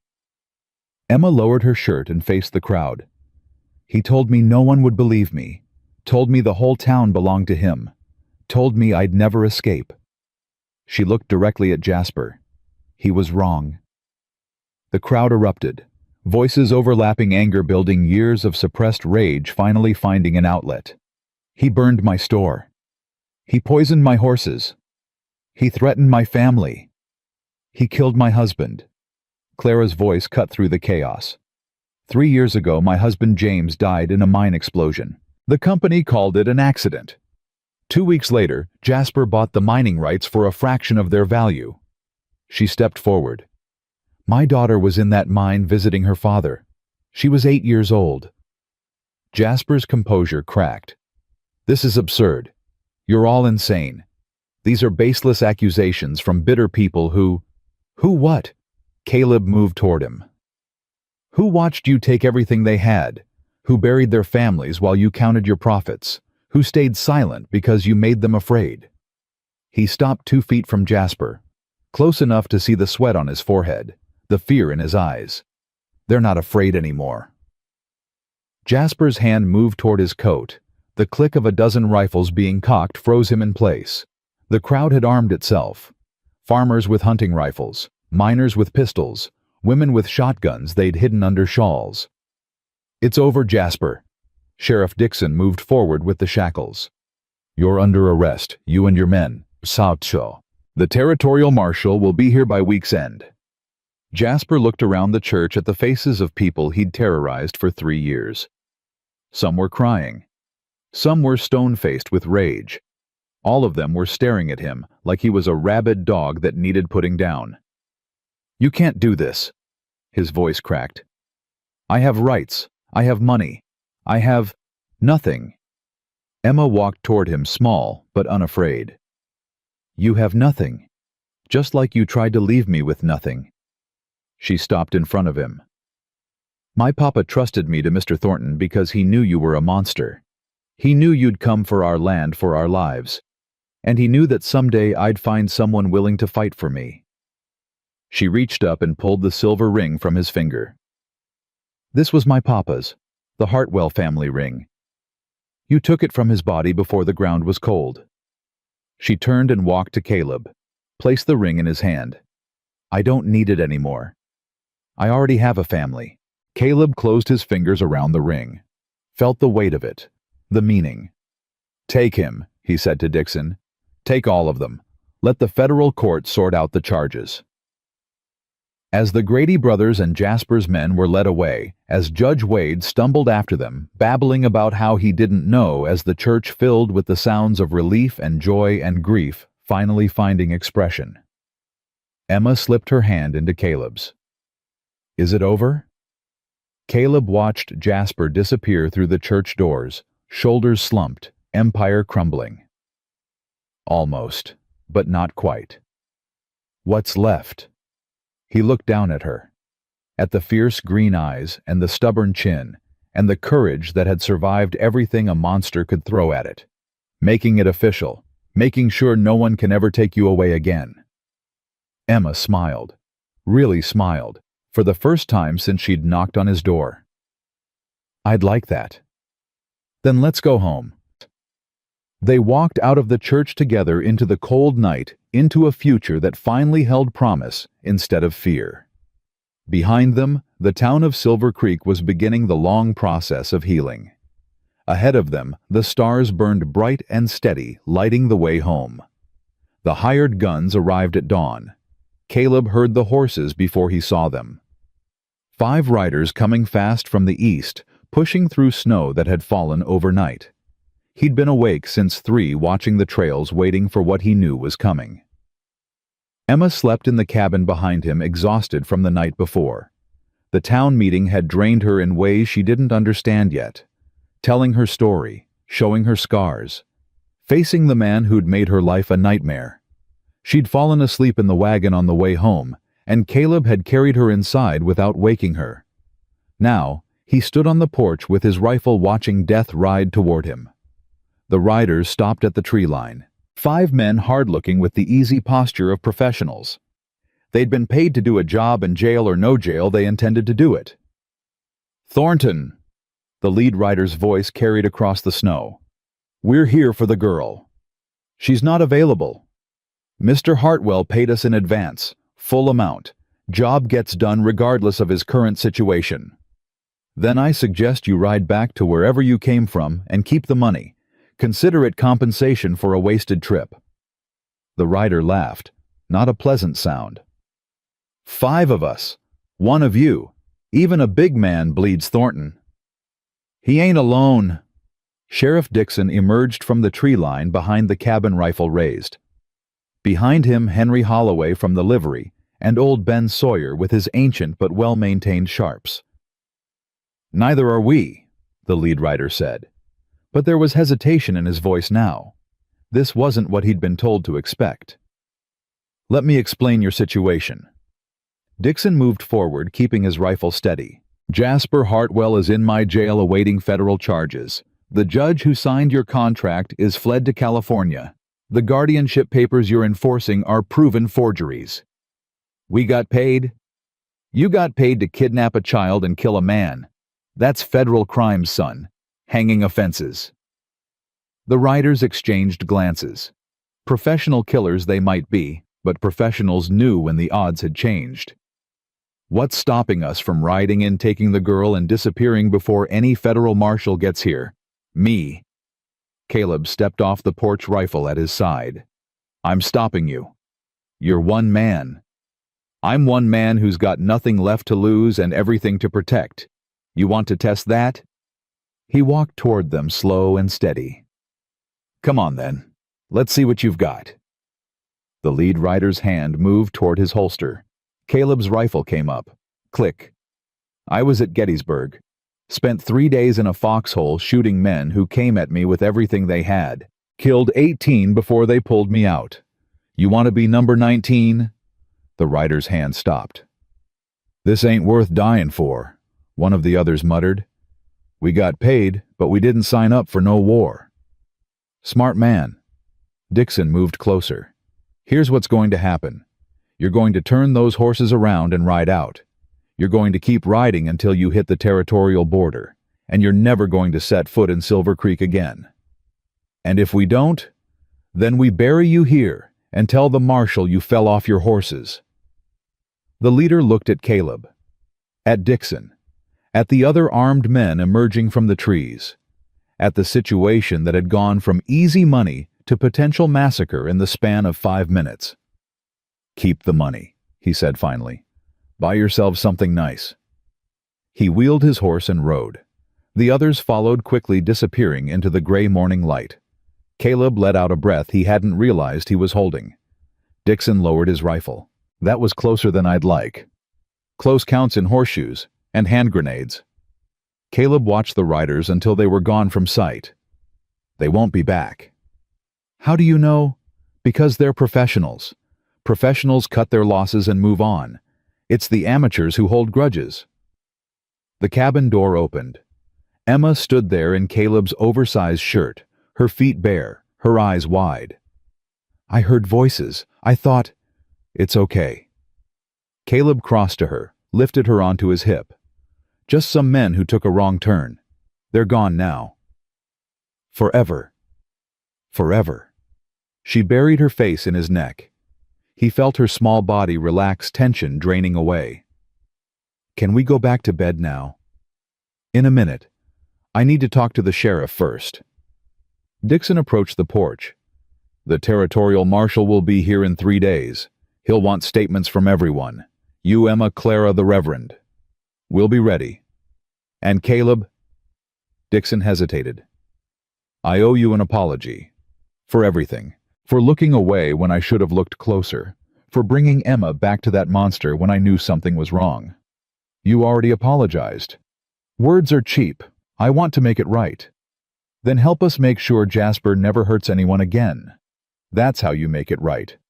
Dixon nodded slowly. "The evidence is solid. The telegram about the forged signature. The will naming you as guardian. My journal documenting 3 years of suspicious deaths. Plus Emma's testimony and the scars to prove it." He paused. "He's going to hang Caleb. There's no way out for him this time." "Good." It was a hard word, but Caleb meant it. Some men didn't deserve mercy. Some men had spent their mercy on cruelty and greed and violence. Jasper Hartwell was one of those men. Get some rest, Dixon said. You look like you haven't slept in days. Haven't? Then start. The hard part's over. But Caleb knew better. The hard part was never over. It just changed shape. He carried Emma back inside and laid her on the bed. She was already drifting off again, the exhaustion of the past week finally catching up. Stay, she murmured. Don't leave. I'm not going anywhere. He sat in the chair beside the bed and watched her sleep. Her face was peaceful now, the fear finally fading. She looked younger than she had since he'd met her. More like the child she was supposed to be. He thought about his son Samuel. About the boy who'd never had a chance to grow up. About all the things he'd planned to teach him, all the moments they'd never share. Emma wasn't Samuel. She never would be. But maybe that was okay. Maybe the point wasn't to replace what he'd lost, but to honor it by giving someone else a chance. His hand found the small wooden wagon on his workbench. The one he'd been making for Samuel. The one he'd never finished. Maybe it was time to finish it. He picked up his carving knife and began to work. The territorial marshal arrived 3 days later, just as Dixon had promised. His name was Thomas Reed, a big man with a bigger mustache and eyes that missed nothing. He'd brought 2 deputies and a stack of federal warrants. Mr. Thornton, Reed shook his hand firmly. I've heard a lot about you over the past few days. Good things, I hope? Depends on your definition of good. Reed glanced at Emma, who was hovering near Caleb's elbow. This the girl Emma Hartwell. Emma Grace Hartwell. Though if things go the way I hope, she'll be Emma Thornton before long. Reed pulled out a notebook. Tell me everything, from the beginning. So Caleb told him, about the knock on the door, about the child collapsing on his threshold, about the belt marks and the fear, and the 3-mile walk through a blizzard, about Jasper's threats and the forged documents, and the corrupt judge who'd fled rather than face justice. Emma added her own testimony. The sabotaged wagon, the overheard conversation, the 4 months of beatings and starvation and terror. Clara testified about the telegraph line. Dixon provided his journal. Reverend Brooks produced the will and confirmed its authenticity. By the time they were done, Reed had filled 3 notebooks. This is one of the most comprehensive fraud cases I've seen in 20 years. He closed the last notebook. Murder, forgery, extortion, child abuse. Jasper Hartwell is going to spend the rest of his very short life in federal custody. When's the trial? 2 weeks. Federal court in Helena. They're fast-tracking it given the severity of the charges. Reed looked at Emma. You'll need to testify again, Miss Hartwell, in front of judges and lawyers and a lot of people you don't know. Emma's hand tightened on Caleb's, but her voice was steady. I'll do it, whatever it takes. Brave girl, Reed smiled. Your father would be proud. He is proud, I can feel it. After Reed left, Caleb and Emma walked back to the cabin. The weather had warmed slightly, the first hint that spring might eventually arrive. Water dripped from icicles on the roof. 2 weeks, Emma said. And then it's really over. And then it's really over. What happens after? Caleb stopped walking, knelt down so he was at her level. What do you want to happen? I want to stay here, with you. She hesitated. If you want me. Emma. His voice was rough. I've wanted you since the moment you knocked on my door. I just didn't know how to say it. Because you're scared. Because I lost a child once. Because loving someone means risking losing them. And I wasn't sure I could survive that again. But you're sure now. He thought about it. About the hired guns he'd faced down that morning. About the town meeting where he'd stood against a monster. About all the ways he'd changed since a broken child fell across his threshold.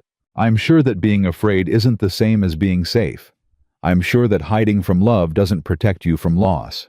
And I'm sure that whatever time I get with you is worth whatever pain might come after. Emma threw her arms around his neck. Does this mean you're my papa now? Not officially, not yet. But the marshal's filing adoption papers with the federal court. Once Jasper's dealt with and your parents' estate is settled, We can make it legal. How long? Few months probably. Legal things take time. That's okay. Emma pulled back, smiling through tears. I can wait. I'm good at waiting. They walked the rest of the way in comfortable silence. That night, Clara came to dinner. She'd been a regular visitor since the town meeting, bringing food and news, and the kind of company that Caleb had forgotten he needed. Tonight she'd brought venison stew and fresh bread from the bakery in town. The whole territory's talking about what happened. She set the pot on the stove to warm. Jasper Hartwell, the great land baron brought down by a hermit and a little girl. We had help. You had courage. The help came because of the courage. Clara smiled at Emma, who was setting the table with the careful precision of someone who'd never had her own table to set before. How are you holding up, little one? Better. The nightmares are getting less. They'll fade eventually. Trust me on that. Caleb watched the two of them, woman and child, moving around his cabin like they belonged there. Something warm settled in his chest. Clara, I've been thinking. Dangerous habit. I've got a ranch to run and a child to raise. The Hartwell property, once the estate's settled, that's going to be Emma's. 800 acres prime grazing land. I'm going to need help managing it all. Clara's hands stilled on the bread knife. What kind of help? The kind that knows how to run a business. Keep books. Manage accounts. He met her eyes. The kind that might be interested in a partnership. A business partnership. To start. The air between them charged with something unspoken. Emma looked from one to the other with barely contained excitement. I don't need rescuing Caleb Thornton. My husband's been dead 3 years. I've managed fine on my own. I know you have. That's why I'm asking. And if I say no, then I'll find someone else, but I won't find someone better. Clara was quiet for a long moment. Then she smiled, slow and warm. I'll think about it. That's all I'm asking. Emma bounced on her heels. Say yes, Mrs. Whitfield. Please say yes. I said I'd think about it. But Clara's eyes were soft as she looked at the child. Now eat your dinner before it gets cold. They ate together, the three of them, talking about ordinary things. The weather, the town, the plans for spring planting once the snow melted. It felt natural. It felt right. It felt like family. After dinner, Clara left with a promise to return the next day. Emma helped Caleb clean up, drying the dishes as he washed them, their rhythm easy and practiced. You like her, Emma said. Mrs. Whitfield. I do. Like, Caleb felt his face warm. You're too young to be asking questions like that. I'm 10. I know about things. What things? Things like when a man looks at a woman the way you look at her. Papa used to look at Mama like that. Like she was the answer to a question he'd been asking his whole life. Caleb set down the dish he was washing. You're too smart for your own good, you know that. Mama used to say the same thing. Emma smiled. I take it as a compliment. It is. They finished the dishes in comfortable silence. Emma went to bed early, still recovering from the exhaustion of the past week. Caleb sat by the fire, the small wooden wagon in his hands. He'd been working on it every night since the town meeting, carving the wheels, sanding the edges, fitting the pieces together with the care and precision he'd learned from his father. It was almost done now. Another day or two, and it would be finished. 8 years he'd carried this unfinished project. 8 years of grief and guilt and the inability to let go. But now finally, he understood. The wagon wasn't about Samuel anymore. It was about all the children. The one he'd lost and the one he'd found. The past he couldn't change and the future he was building. He picked up his knife and kept carving. The next morning, visitors started arriving. First came the Chens, Henry and his wife Mary, with a basket of preserved vegetables from their root cellar. For the child, Mary said, pressing the basket into Caleb's hands. She needs feeding up. Too thin. Thank you, ma'am. No. Henry's voice was gruff. Thank you. For what you did. for standing up when nobody else would. They left before Caleb could respond. Then came the Holloways with a side of bacon.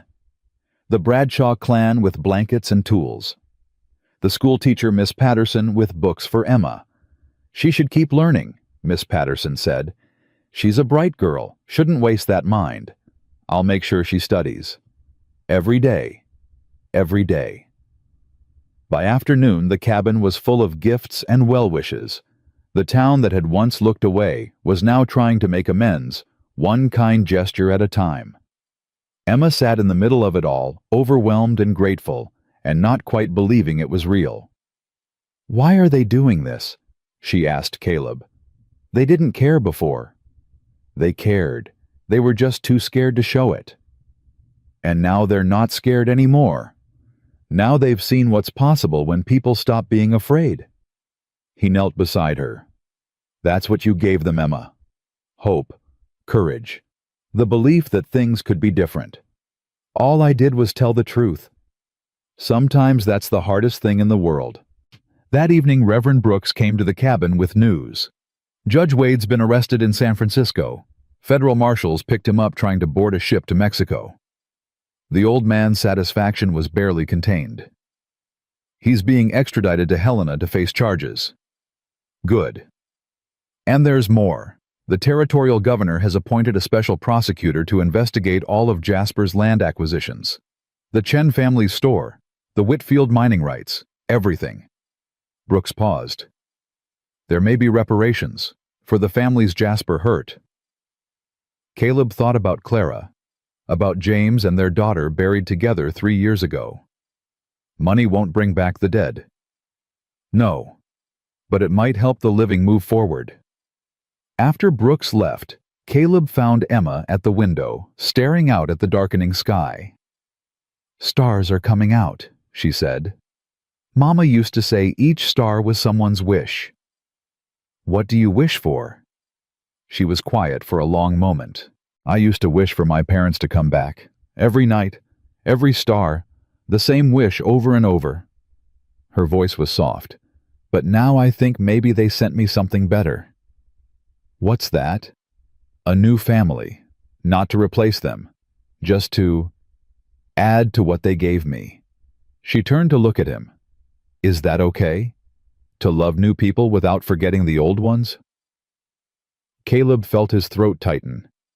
"It's more than okay. It's exactly what they would have wanted." "How do you know?" "Because it's what I would want, if I was gone and you were still here." He pulled her close. "I'd want you to be happy, to be loved, to find people who would take care of you and protect you and help you grow. Like you, like me." She leaned against him, and they watched the stars together until the sky was full of light. "Papa." The word came out hesitant, testing. Caleb's heart stopped. "Yes. Can I call you that, Papa?" He couldn't speak, could only nod. "Okay." She smiled, small and bright and full of hope. "Okay, Papa." That night, after Emma was asleep, Caleb finished the wagon. He held it up in the lamplight, examining every detail. The wheels that spun smooth and true. The bed that was just the right size for small hands. The carved horses on the front, running free across an endless plain. It was perfect. After 8 years, it was finally perfect. He set it on the table beside Emma's bed. She'd find it in the morning, and he'd tell her about Samuel. About the father he'd been and the father he was learning to be. About how love doesn't end, it just changes shape. Then he went to the window and looked up at the stars. "I kept my promise," he said to no one, to everyone, to Anna and Samuel and all the ghosts he'd been carrying for so long. "I opened the door. I let someone in. And I'm going to be okay." The stars didn't answer, but somehow Caleb knew they'd heard. Emma found the wagon at dawn. Caleb was already awake, stoking the fire, when he heard her gasp. He turned to see her sitting up in bed, the small wooden toy cradled in her hands like something precious. "You made this. Finished it last night. It's beautiful." She ran her fingers over the carved horses, The spinning wheels, the smooth grain of the wood. Who was it for? Caleb crossed to the bed and sat beside her. My son, Samuel. I started making it when my wife was pregnant. Was going to give it to him for his first birthday. His voice was steady, but the words came hard. He died before I could finish it. They both did, Anna and Samuel. 8 years ago. Emma looked up at him with eyes that had seen too much. That's why you lived alone. That's why you hid. I thought if I stayed away from people, stayed away from caring, I couldn't lose anyone else. Couldn't hurt like that again. But you let me in. You didn't give me much choice. A smile tugged at his mouth, falling across my threshold, bleeding all over my floor. Hard to ignore. I'm sorry about your family, about Samuel and Anna. So am I, every day. Caleb took her hand. But I'm not sorry you found me. Not sorry I opened that door. Whatever comes next, I'm grateful for that. Emma set the wagon carefully on the bedside table. Will you tell me about them? Sometime about what they were like. Sometime? When we're both ready. Okay. She slid out of bed, her bare feet finding the cold floor. What happens today? Today we go to Helena. The trial starts tomorrow. Emma's face tightened. I have to testify again. You have to finish what you started, but I'll be right there with you. Every minute. Promise. Promise. They left before noon, joining a procession that had grown larger than Caleb expected. Clara rode beside them, in her own wagon. Sheriff Dixon and his wife followed behind. The Chens, the Holloways, the Bradshaws. Reverend Brooks in his black coat and white collar. Half the town, it seemed, was making the 3-day journey to Helena. They're coming to support you, Clara told Emma as they watched the line of wagons stretching behind them. All of them. Why? Because you gave them their town back, their self-respect, their belief that standing up for what's right actually matters. Clara smiled. You're a symbol now, little one, whether you want to be or not. I just wanted to be safe. Sometimes being safe means fighting for everyone else who isn't. That's what you did. That's what they're honoring. Helena was bigger than Silver Creek, louder, more crowded. The federal courthouse loomed at the end of the main street, its white columns bright against the gray winter sky. Marshal Reed met them at the courthouse steps. Trial set for tomorrow morning. Judge Harrison is presiding. He's fair, no connections to Hartwell or Wade. Reed looked at Emma. You ready, Miss Hartwell? It's Emma, and yes, I'm ready. Good girl. They spent the night in a boarding house near the courthouse. Emma slept in Caleb's room, the small wooden wagon on the nightstand beside her. She'd refused to leave it behind. It helps, she'd said when he asked. Knowing you finished it, knowing you didn't give up. The courtroom was full when they arrived the next morning. Jasper Hartwell sat at the defendant's table, his face drawn and pale. He'd lost weight in the weeks since his arrest, lost the smooth confidence that had made him so dangerous. Now he looked like what he was, a small man whose cruelty had finally caught up with him. Judge Harrison called the court to order. The prosecutor, a young man named Sullivan, laid out the case with methodical precision. The forged guardianship documents. The sabotaged wagon that killed Thomas and Catherine Hartwell. The pattern of land acquisitions following suspicious deaths. The abuse of a child left in his care. Witness after witness took the stand. Sheriff Dixon testified about his journal. Clara about the cut telegraph line. Reverend Brooks about the will Thomas Hartwell had left in his keeping. Henry Chen about the threats against his store. The schoolteacher about Jasper's attempted assault. And then it was Emma's turn. She walked to the witness stand with her head high, her small feet steady on the wooden floor. Caleb watched from the gallery, his hands gripping the rail in front of him. State your name for the record, Sullivan said. Emma Grace Hartwell. And your relationship to the defendant. He's my uncle, my father's brother. Can you tell the court what happened on the night of September 15th, 1884? Emma took a breath. Her eyes found Caleb's in the crowd, and something passed between them. Courage given and received. I was in my room at our ranch. It was late after supper. I heard voices in my father's study, my Uncle Jasper and another man. Could you identify the other man? No, sir. I never saw his face, but I heard what they said. And what was that? My uncle said, it has to look like an accident. The wheel hub is the weak point. The other man said, consider it done. And then my uncle said, once Thomas is out of the way, the girl is my responsibility, and everything else follows. The courtroom stirred. Jasper's lawyer rose to object, but Judge Harrison waved him down. Continue, Miss Hartwell. 2 days later, my parents' wagon crashed on Miller's Pass. The wheel came off. Papa tried to control the horses, but Emma's voice wavered. They went over the edge. Mama was killed instantly. Papa died in the hospital 3 days later. He never woke up. And after your parents died? Uncle Jasper came. He had papers, said he was my legal guardian, said our ranch was his to manage. Emma's hands twisted in her lap. He moved us to a house in town, started selling off our cattle, our furniture, anything valuable. And when I tried to tell people what I'd heard when I tried to run away. What happened when you tried to run away, Emma? She turned her back to the courtroom, unbuttoned the top of her dress, and pulled it down just far enough to show the scars. The gallery erupted. Women cried out. Men cursed. Judge Harrison banged his gavel for order. He did that to you. Sullivan's voice was tight with controlled rage. Every time I ran, every time I tried to tell someone the truth, he said he'd beat the lies out of me. Emma turned back around, pulling her dress closed. But they weren't lies. They were never lies. Objection. Jasper's lawyer stood. The witness is a child. Her testimony is unreliable. She could have sustained those injuries anywhere. Those are belt marks, Your Honor. Sullivan approached the bench.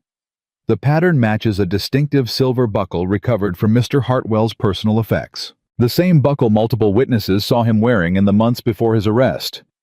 He held up the buckle. 3 horses stamped in relief. Would you like to examine it, Miss Hartwell? Emma looked at the buckle. Her face went pale, but her voice stayed steady. That's it. That's what he hit me with. I'd recognize it anywhere. The trial lasted 3 days. When the jury retired to deliberate, Caleb found Emma sitting on the courthouse steps, her face turned up to the winter sun. You did good in there. I told the truth, that's all. Sometimes that's everything. She leaned against his shoulder. Do you think they'll believe me? I think they already do. The jury came back in less than an hour. Guilty on all counts. The courtroom exploded with noise. Clara grabbed Caleb's arm, tears streaming down her face. Sheriff Dixon closed his eyes in relief. The people of Silver Creek embraced each other, their nightmare finally over. Jasper Hartwell sat motionless at the defendant's table, staring at nothing. Mr. Hartwell. Judge Harrison's voice cut through the chaos. You have been found guilty of murder in the first-degree conspiracy to commit murder, fraud, forgery, and aggravated assault of a minor. Have you anything to say before I pass sentence? Jasper rose slowly. For a moment, Caleb thought he would finally show some remorse, finally acknowledge the lives he'd destroyed. The land was mine. Jasper's voice was hollow. It was always supposed to be mine. Father promised it to me before Thomas was even born. Then he changed his mind, gave everything to his precious younger son, left me with nothing. Mr. Hartwell, I only took what was rightfully mine, what should have been mine from the beginning. Judge Harrison's face was stone. Mr. Hartwell, you murdered your own brother and his wife to steal their land. You beat and terrorized their orphaned daughter. You corrupted officials, forged documents, and destroyed the lives of innocent families who stood in your way. He paused. I sentence you to death by hanging sentence to be carried out at the territorial prison within 30 days. May God have mercy on your soul. The gavel came down like a gunshot. Emma didn't watch as they led Jasper away. She'd seen enough of him to last a lifetime.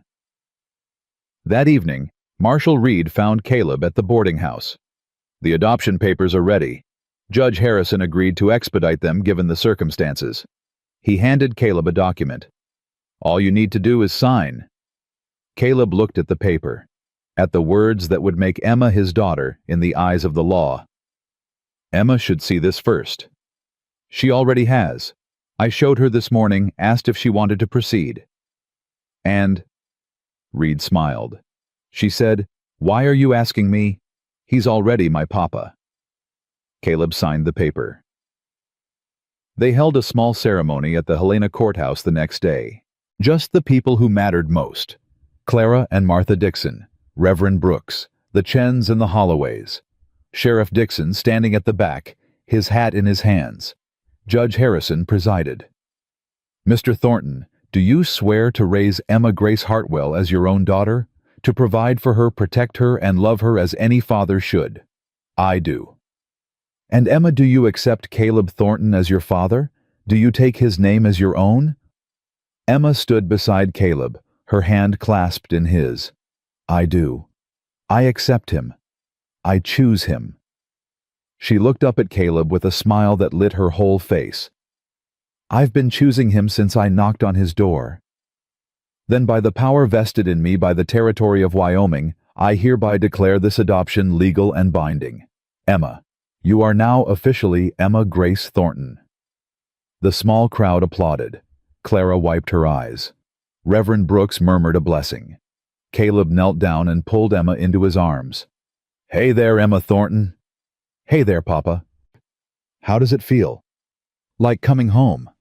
She buried her face against his shoulder. Like finally coming home. They returned to Silver Creek 3 days later. Spring was coming. The ice on the creek had started to crack. Water ran beneath dark and swift, carrying away the winter's dead weight. The trees showed the first faint hints of green. The cabin looked different when they arrived. Someone had strung new curtains in the windows, yellow fabric that caught the light. A wreath of dried flowers hung on the door. "Who did this?" Emma asked. "The women in town." Clara dismounted beside them. "They wanted you to have something nice to come home to. It's beautiful. Wait until you see inside." The cabin had been transformed. New quilts on the beds, dishes in the cupboards, food in the pantry. A small desk by the window, just the right size for a child with books and paper and a set of pencils. "For your studies," Clara said. "Miss Patterson sent the books. She's expecting you at school starting next week." "School?" Emma's eyes went wide. "Real school. Real school. With other children your age. Friends maybe when you're ready." Emma ran her fingers over the books. Arithmetic, geography, poetry. Things she'd been denied for 4 months while Jasper kept her locked away. "Thank you," she whispered. "Thank you all." Over the following weeks, life found a new rhythm. Emma went to school, made friends slowly. The other children were curious about her, about the trial that had made her famous throughout the territory. Some were kind, some were cautious. All of them eventually accepted her as one of their own. Caleb returned to his workshop. The wagon orders came flooding in now that people knew his name. He hired a helper then too. Expanded the workshop to handle the demand. Clara came by every day. She helped with the books, the orders, the 1,000 small tasks that came with running a growing business. She ate dinner with them most nights. Told stories that made Emma laugh. Listened when Caleb needed to talk about things he couldn't say to anyone else. One evening in late April, after Emma had gone to bed, Caleb and Clara sat on the porch watching the stars come out. "I've been thinking about your offer," Clara said. "The partnership. And I accept on one condition." "Name it." She turned to look at him. Her gray eyes were soft in the darkness. "You stop pretending this is just business." Caleb felt his heart beat faster. "What else would it be?" "I think you know." Clara reached over and took his hand. "I've been alone for 3 years, Caleb. Grieving. Hiding from anything that might make me feel something. Sound familiar? Might ring a bell. When I saw you stand up at that town meeting, when I watched you fight for that little girl like she was the most important thing in the world, I felt something I hadn't felt since James died. She squeezed his hand. Hope. That's what you gave me, you and Emma both. Clara, I'm not asking for promises. I'm not asking for declarations. I'm just asking you to stop treating me like a business partner when we both know that's not what this is. Caleb was quiet for a long moment. He thought about Anna, about the life they'd built together, the life that had ended too soon, about the guilt he'd carried for years, the feeling that moving on meant betraying her memory. Anna would have liked you, he said finally. She would have wanted me to be happy. And are you happy? He looked through the window at Emma, asleep in her bed, with the wooden wagon on her nightstand, at the cabin that had become a home, at the woman beside him, whose hand fit perfectly in his. Getting there, Clara smiled. Good enough for now. She leaned over and kissed his cheek. Just a brush of lips against skin, a promise of things to come. Good night, Caleb. Good night, Clara. He watched her ride away, her figure disappearing into the darkness. Then he went inside to check on Emma. She was awake, pretending to sleep. I heard you talking. You were supposed to be asleep. I was curious. Emma opened one eye. Are you going to marry her? I haven't asked. You should. She'd say yes. How do you know? Because she looks at you the way Mama used to look at Papa. Like you're the answer to a question she's been asking her whole life. Caleb sat on the edge of her bed. Would that be okay with you if Clara was part of our family? She already is. Emma yawned. She just doesn't know it yet. Go to sleep, wise one. You too, Papa. Big day tomorrow. What's tomorrow? First day of spring. The creek's going to be running full. You promised we'd go fishing. So I did. He kissed her forehead and retreated to his chair by the fire. Summer came, and with it, change. Jasper's execution was carried out in June. Caleb didn't attend. Neither did Emma. They spent that day at the creek instead, fishing and laughing and talking about nothing important. The Hartwell estate was settled in July. Emma inherited everything. 800 acres of prime grazing land, now held in trust until she came of age with Caleb as executor. The railroad paid handsomely for right-of-way access, and suddenly the Thornton family had more money than they'd ever dreamed. What do we do with all this? Emma asked, staring at the bank statements. Whatever we want, whatever helps people. They started with the families Jasper had hurt. The Chens got funds to rebuild their store bigger and better than before. The Holloways received compensation for their poisoned horses. Clara was given full ownership of the mining rights that had cost James his life. I don't want his blood money, she'd said at first. It's not his money anymore, Caleb had replied. It's justice. Take it and build something good. She did. A school for miners' children. A library. A clinic where people could get medical care without traveling to Helena. The town changed. Slowly, steadily, the fear and suspicion that Jasper had cultivated gave way to something else. Trust. Community. The feeling that Silver Creek was finally becoming the place it was always meant to be. One evening in August, Caleb took Clara and Emma to the spot where his cabin met the creek. The water ran clear and cold, catching the last light of the setting sun. I've got something to ask, he said. Both of you. Emma bounced on her heels, clearly, in on a secret she could barely keep. Clara looked at him with knowing eyes. Something to ask or something to say. Both maybe. He pulled a small box from his pocket. Inside was a ring, silver and simple, with a single blue stone that matched Clara's eyes. I'm not good at speeches. Never have been.